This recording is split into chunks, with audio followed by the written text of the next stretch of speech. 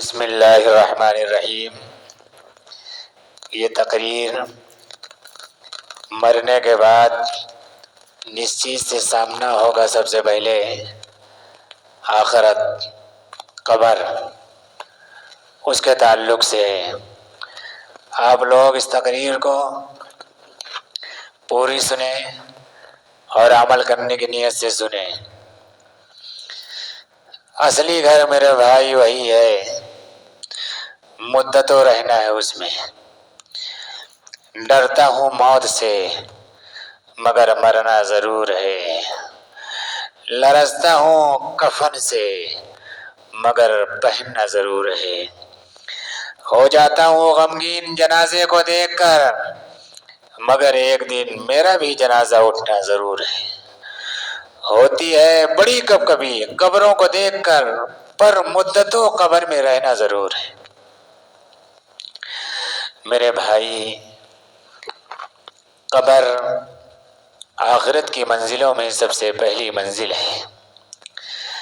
اگر یہ منزل آسانی سے طے ہو گئی تو اس کی بعد والی منزلیں آسان ہو جائیں گی، لیکن قبر کی منزل سخت ہو گئی تو اس کے بعد کا مرحلہ اس سے کہیں اور زیادہ سخت ہو جائے گا۔ حضرت عثمان غنی رضی اللہ عنہ جب کسی قبر کے پاس سے گزرتے تو اس قدر روتے کہ داڑھی مبارک آنسوؤں سے تر ہو جاتی۔ لوگوں نے ان سے کہا کہ آپ کے سامنے جنت اور دوزخ کا ذکر ہوتا ہے، جنت کے ثواب اور جہنم کے عذاب کا تذکرہ ہوتا ہے، مگر آپ اس پر اس قدر نہیں روتے جتنا قبر کو دیکھ کر روتے ہیں۔ تو فرمایا کہ قبر آخرت کی منزلوں میں سب سے پہلی منزل ہے۔ اگر یہ منزل آسانی سے طے ہو گئی تو اس کی بعد والی منزلیں سب آسان ہو جائیں گی، لیکن اگر قبر کی منزل سخت ہو گئی تو اس کے بعد کا مرحلہ اس سے کہیں اور زیادہ سخت ہو جائے گا۔ پھر حضرت عثمان غنی رضی اللہ عنہ نے فرمایا ما رأیت منظرا قط الا والقبر افزع منه۔ میں نے، پیارے آقا نے فرمایا کہ میں نے قبر سے زیادہ خطرناک کوئی منظر نہیں دیکھا۔ حضرت اسماء بنت ابی بکر رضی اللہ عنہ فرماتی ہیں کہ ایک مرتبہ رسول پاک صلی اللہ علیہ وسلم نے اپنے خطبے میں فتنہ قبر کا ذکر کیا، اور اس طرح ذکر کیا کہ لوگ دہاڑے مار مار کر رونے لگے، اور اس قدر کوہرام برپا ہوا کہ میں بات نہیں سمجھ سکی کہ آخر کیا معاملہ ہے۔ جب کچھ سکون ہوا تو میں نے اپنے قریب ایک آدمی سے پوچھا کہ سب لوگ کیوں رو رہے تھے، کون سی ایسی بات پیارے آقا نے بتائی جس کی وجہ سے سب لوگ رو رہے تھے؟ اس نے جواب دیا، پیارے آقا نے فرمایا قد اوحی الی انکم تفتنون فی القبور من فتنۃ الدجال، کہ میری جانب وحی کی گئی ہے کہ تم لوگ فتنہ دجال سے پہلے فتنہ قبر میں مبتلا کیے جاؤ۔ کوئی دن ایسا نہیں گزرتا کہ قبر یہ نہ کہتی ہو، یہ آواز قبر نہ لگاتی ہو۔ قبر روزانہ آواز لگاتی ہے کہ میں تنہائی کا گھر ہوں، میں کیڑوں کا گھر ہوں، میں سانپ اور بچھو کا گھر ہوں۔ میرے پاس آنا تو اعمال کا چراغ لے کر آنا، تیاری کر کے آنا، اگر تیاری کر کے آئے تو بہت پچھتاؤ گے۔ میں بغیر تیاری کے آؤ گے تو ایسی بھیجو گی کہ ایک طرف کی پسلیاں دوسری طرف کی پسلیوں میں گھس جائیں گی۔ اس لیے میرے پاس آنا تو اعمال کا چراغ لے کر آنا، تیاری کر کے آنا۔ جب مومن بندہ قبر میں دفن کیا جاتا ہے تو قبر اس سے کہتی ہے تیرا آنا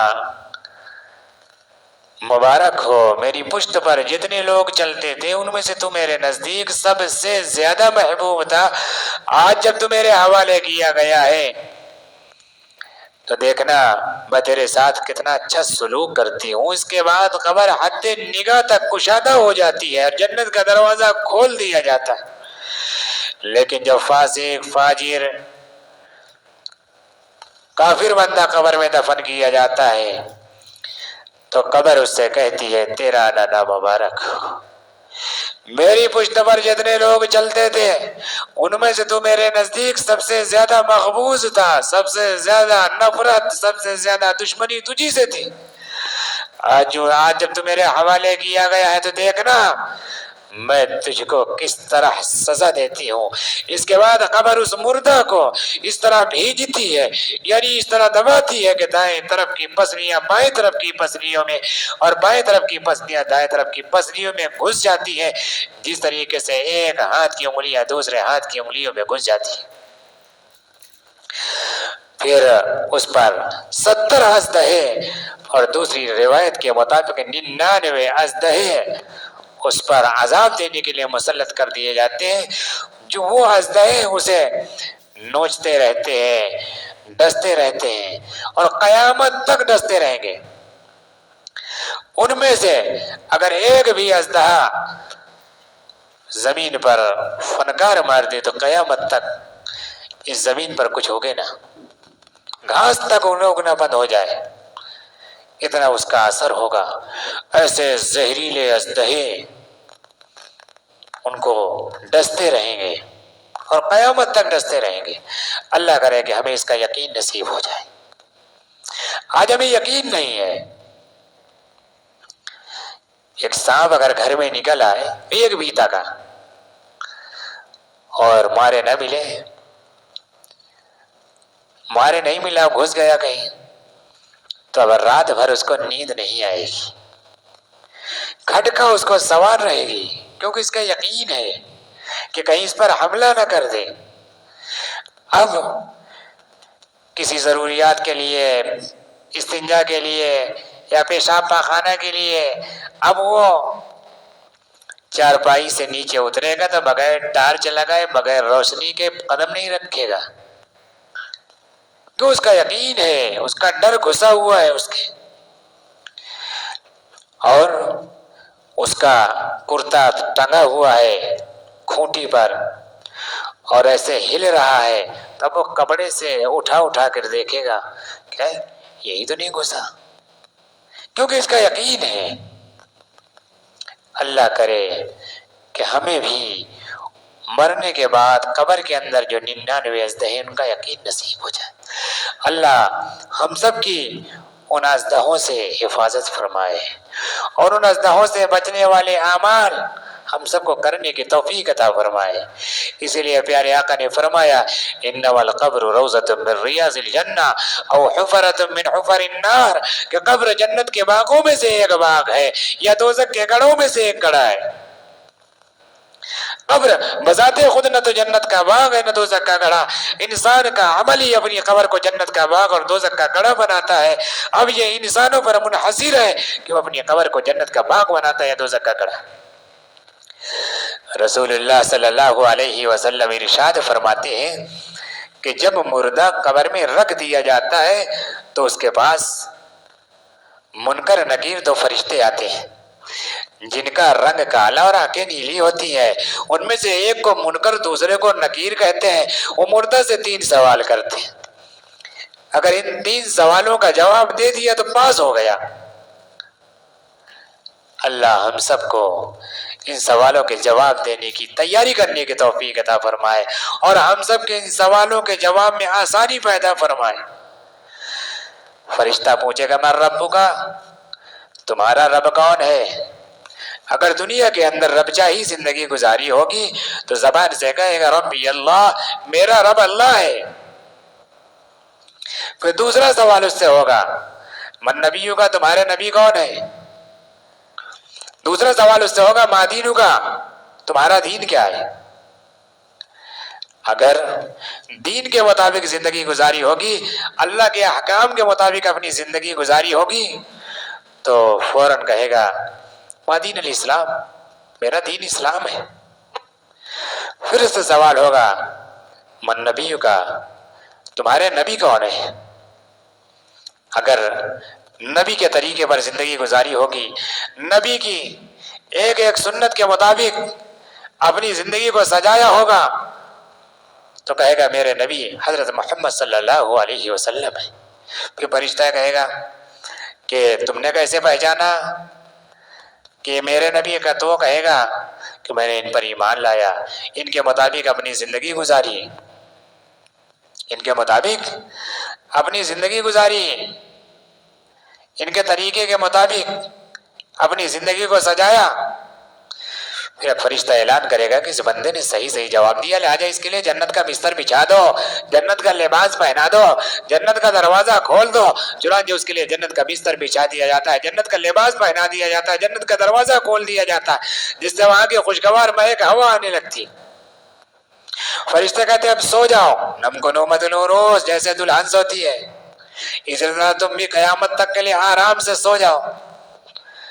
تو وہ کہتا ہے نہیں، میں گھر والوں کو ذرا اپنا حال تو بتا دوں، وہ میرے حال میں بے چین ہے، میری محبت نے ان کے دلوں کو زخمی کر دیا ہے، ذرا اپنے گھر والوں کو اپنا حال تو بتا دوں۔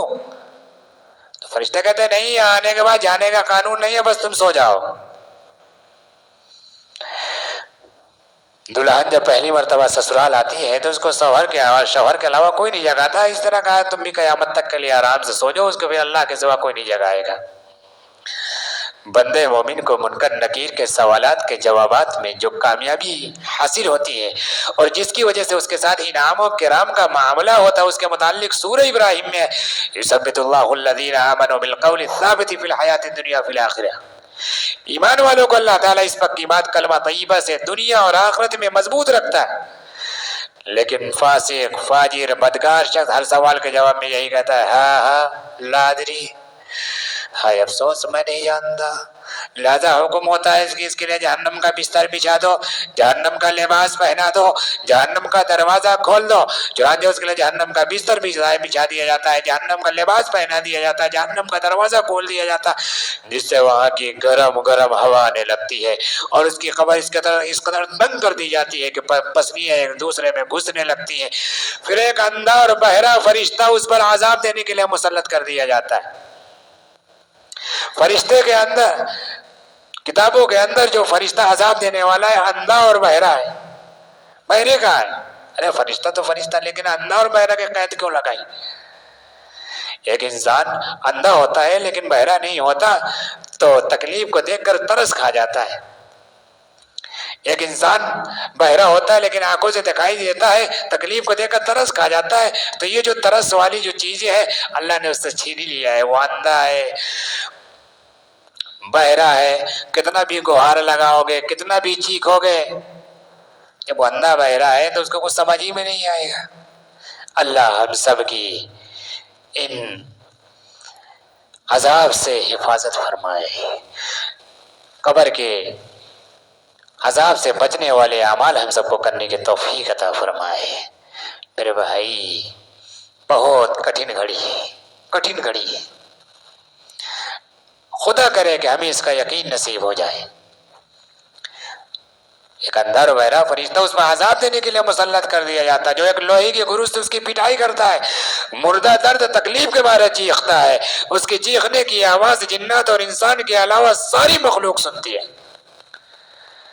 حضرت زید بن ثابت رضی اللہ عنہ فرماتے ہیں کہ ایک مرتبہ رسول پاک صلی اللہ علیہ وسلم قبیلہ بنو نجار کے باغ میں تشریف لے جا رہے تھے، اچانک وہ خنجر جس میں حضور صلی اللہ علیہ وسلم سوار تھے بھدکا، اور اتنی تیز بھدکا کہ ڈر تھا کہ کہیں حضور صلی اللہ علیہ وسلم کو گرا نہ دے۔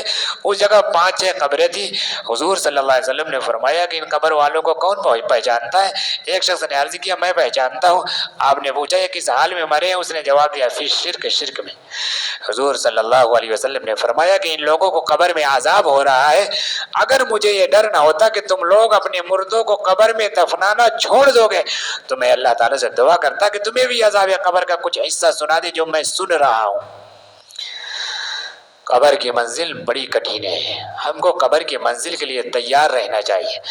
قبر کی منزل جو عالم برزخ کی منزل ہے اس سے ہر ایک کو گزرنا ہے، خواہ وہ قبر میں دفن کیا جائے یا نہ کیا جائے، بہرحال سوال و جواب، عذاب و ثواب کے مراحل ہر ایک پر آئیں گے، کوئی اس سے بچ نہیں سکتا۔